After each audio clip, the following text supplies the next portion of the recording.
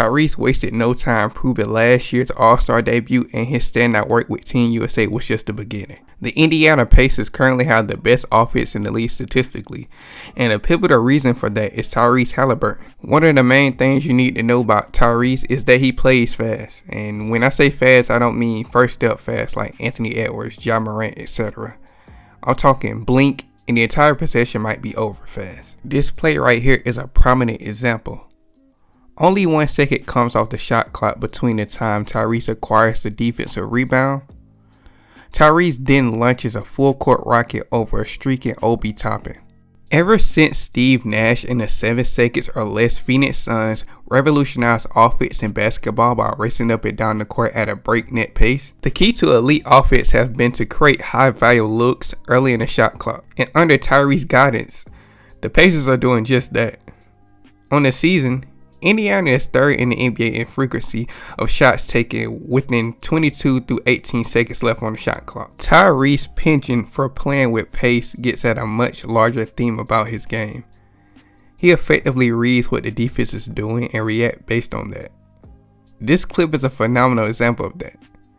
The Utah Jazz try switching the Pacers' screening action to slow down Indiana's offense. However, Tyrese quickly realized that by switching, Utah is condescending a mismatch, as Keontae George is now stuck guarding Miles Turner. Without zero hesitation, Tyrese immediately flips the pass to a rolling Miles before the rest of Utah's defenders can collapse in on the paint. And Miles finished strongly at the rim for the and one. Tyrese is so good at surveying the floor and pinpointing weaknesses in his adversary coverage. It's the skill that makes him one of the very best passers in the NBA.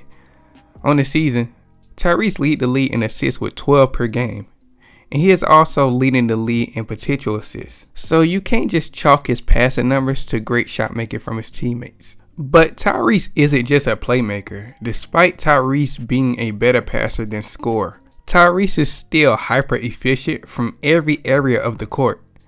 For his position, Tyrese is in the 60th percentile in rim finishing, 96th percentile in mid-range shooting, and 95th percentile in three-point shooting. Overall, his scoring efficiency is in the 95th percentile league-wide. Tyrese's combination of passing, scoring, and lightning quick decision-making makes him one of the very best offensive players in the league. As it stands, he's first in the NBA in offensive estimated plus-minus. However, while he's in the 100th percentile in that metric, he's only the 7th in the defensive version of that stat. Some of his troubles are a byproduct of the toll that his pace pushing takes on his body. Some of it is lackluster defensive personnel the Pacers often trot onto the court. But most of his negative value comes from Tyrese's own limitations as a defender. Thanks to his size and high basketball IQ, Tyrese is above the Trae Young tier when it comes to the defensive side of the ball.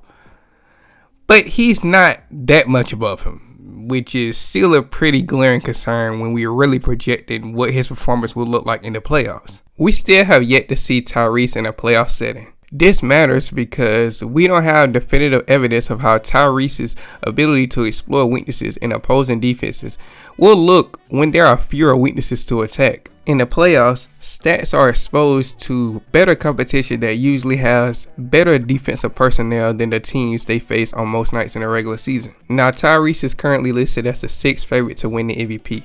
However, I personally think he should be higher. The best argument for an elite pass first offensive player like Tyrese being an MVP candidate is that Steve Nash won the award twice while fulfilling the same archetype in Phoenix. Now, I will say that Steve Nash did lead a number 1 rated offense every year for 2004 to 2007, and Tyrese is currently leading a number 1 rated offense as well.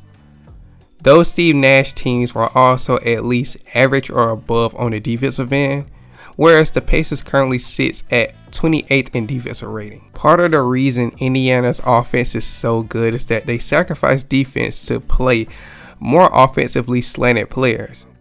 Steve was able to captain the best offense in basketball while also starting defensively slanted guys like Rajon Bell and Sean Marion.